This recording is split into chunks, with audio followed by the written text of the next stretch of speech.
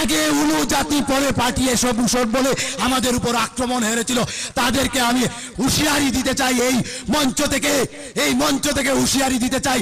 আপনারা আমার সঙ্গে বলবেন তার স্থান কোথায় হওয়া প্রয়োজন, সেই ব্যক্তির আমার সঙ্গে গলায় গলা মিলিয়ে বলবেন। আমি বলার পর বিশালগড়ের সেন্ট্রাল জেলে সেই ব্যক্তির স্থান হওয়া প্রয়োজন। তাই আমি বলছি, প্রদ্যোৎ কিশোর তোমার স্থান কোথায়? প্রদ্যোৎ কিশোর তোমার স্থান কোথায়?